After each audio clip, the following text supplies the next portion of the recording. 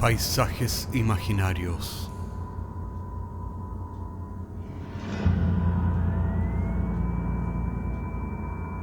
Una producción Cortés Rojas.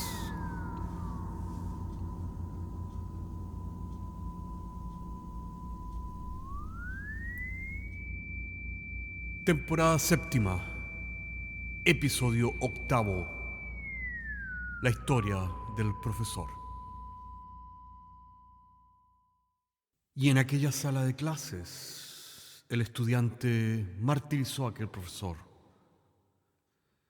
Las vueltas que da la vida solo tienen precedentes en paisajes imaginarios.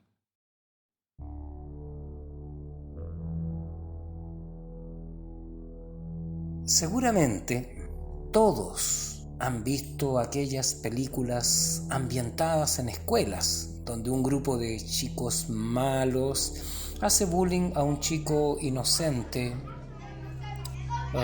introvertido, diferente, al cual todos odian por ser diferente. Mi historia no es diferente a esas películas. La única diferencia es que el bullying, en vez de hacerse a un chico, a un alumno, se le hace a un profesor o profesora.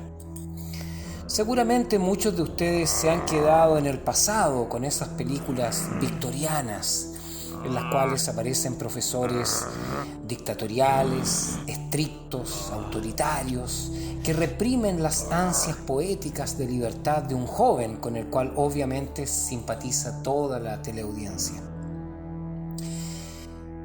Lamento decepcionarnos que nada más lejos está de la realidad en los tiempos actuales, donde los profesores realmente son ellos las víctimas de una jungla cuyas reglas pocos conocen o imaginan y la mayoría ignora.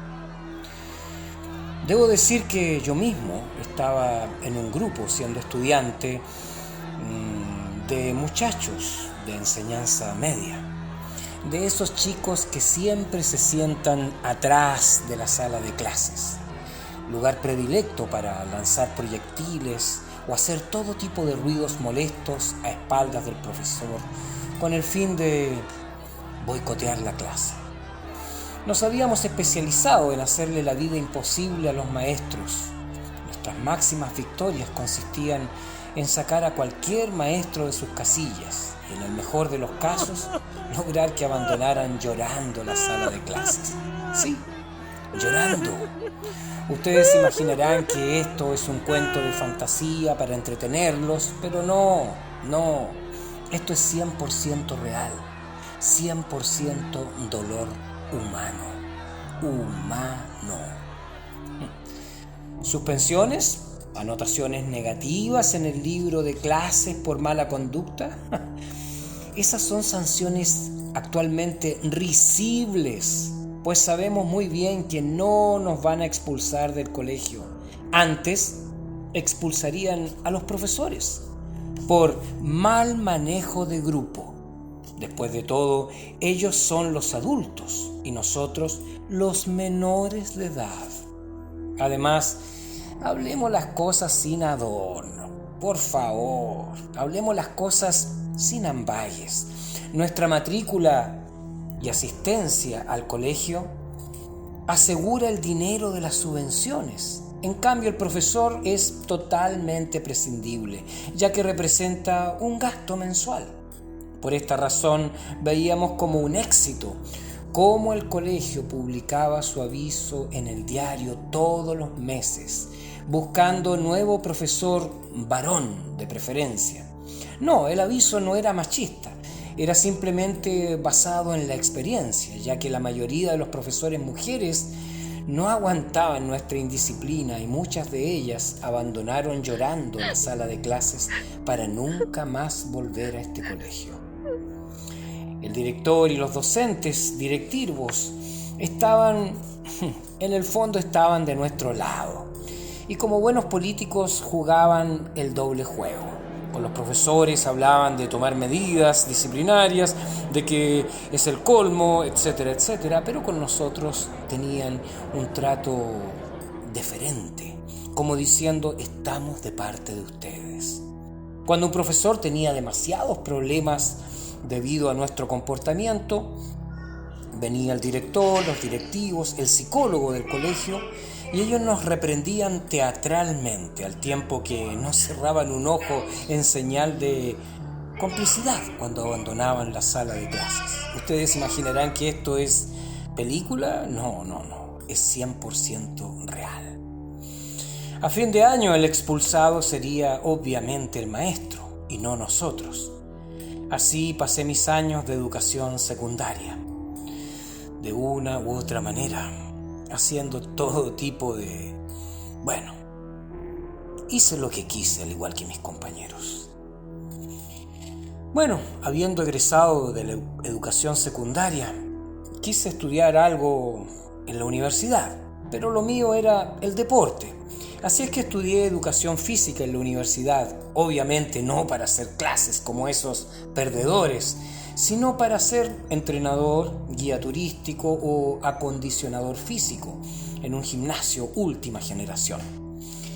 Afortunadamente, al egresar de la carrera obtuve mi primer trabajo en un gimnasio, haciendo clases de acondicionamiento físico para clientes exclusivos. El trabajo anduvo muy bien por un par de años, hasta que el dueño del gimnasio decidió unilateralmente cerrar su negocio. A la fecha ya había contraído matrimonio y tenía 2 hijos. La situación, por tanto, se hizo problemática y apremiante, por no decir desesperante, por lo que tuve que aceptar el primer trabajo que me llegó. Y era un trabajo precisamente como docente en educación física en una escuela con cursos de educación básica y media. Al principio todo parecía marchar bien. Los alumnos obedecieron mis instrucciones con prudencia. Al parecer se sentían motivados. Y al segundo mes, como prueba de mi buen trabajo tal vez, el director del establecimiento aumentó mi carga horaria al doble, incluyendo una jefatura, lo cual incluía horas de consejo de curso y atención de apoderados. Los alumnos intentaban continuamente probarme y provocarme, pero yo conocía las jugarretas. Yo había sido igual que ellos. Conocía muy bien todo tipo de estrategias. Yo debía mantenerme siempre en mi lugar. En equilibrio. Ni muy rígido ni muy flexible.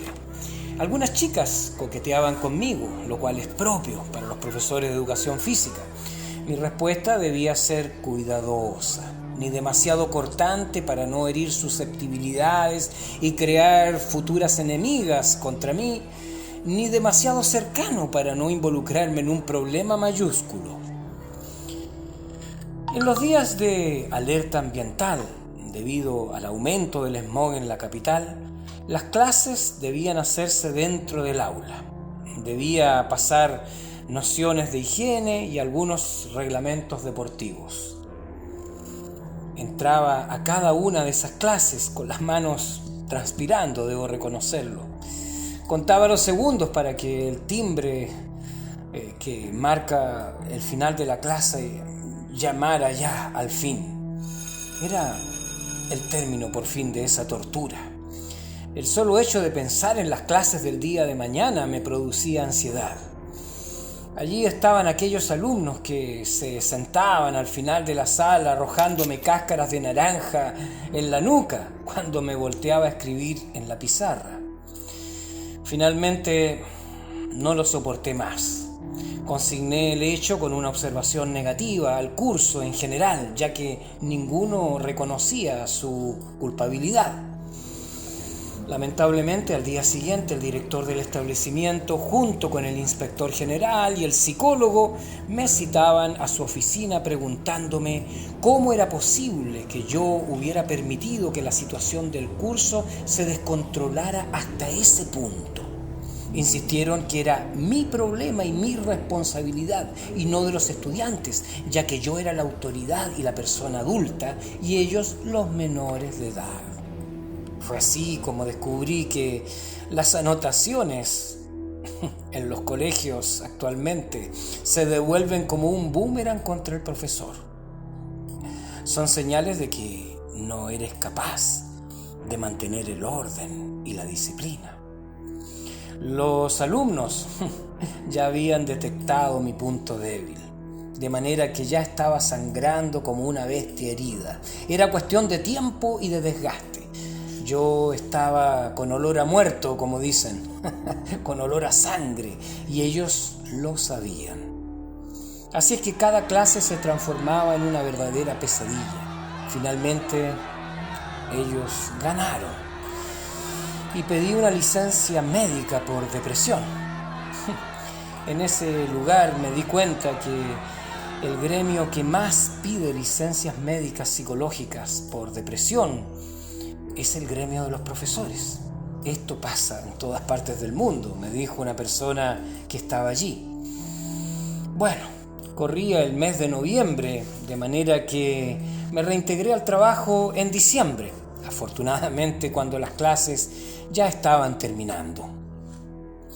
En los días previos a Navidad, la sala de profesores había sido adornada con hermosos motivos navideños.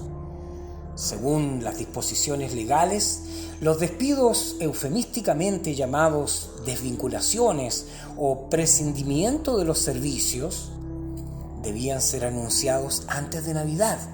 De manera que ustedes se imaginarán que el clima humano en la sala de profesores no era precisamente una atmósfera navideña de paz y de amor.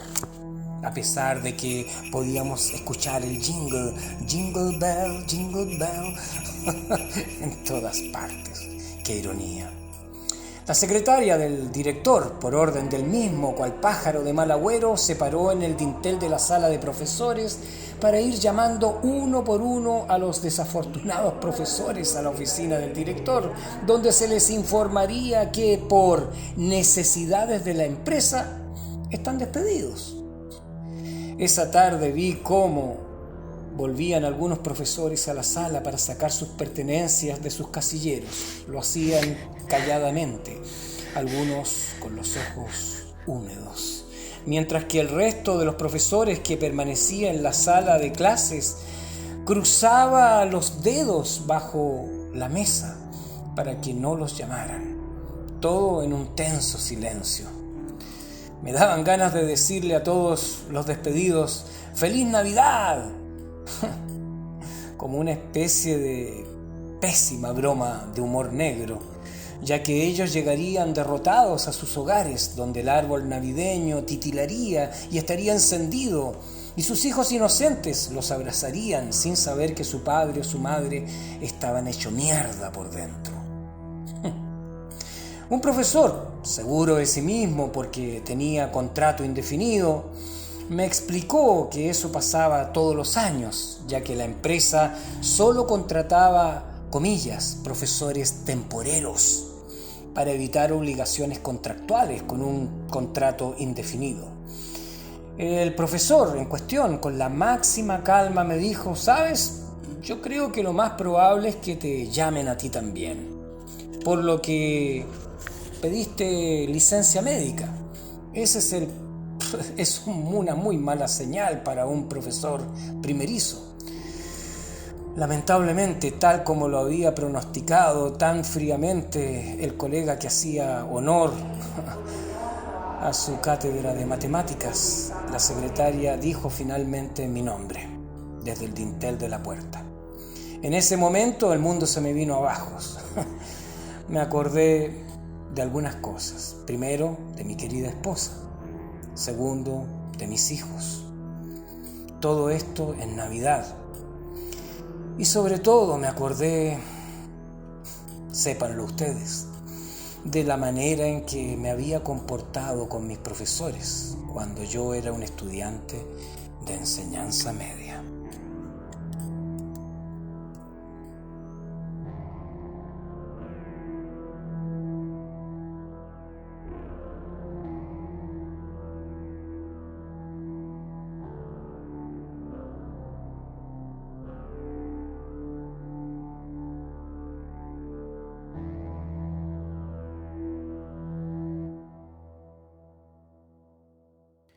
Dicen que los niños son seres puros, pero la pureza es sinónimo de amoralidad.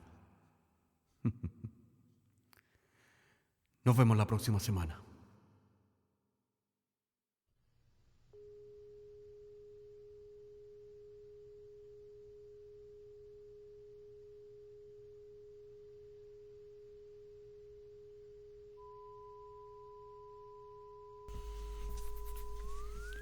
Paisajes Imaginarios es un podcast semanal que se distribuye con una licencia pública general. Puedes encontrarnos en iTunes, Spotify o donde quiera que escuches podcasts. Contáctenos a paisajes@caco.cl. Hasta la próxima semana.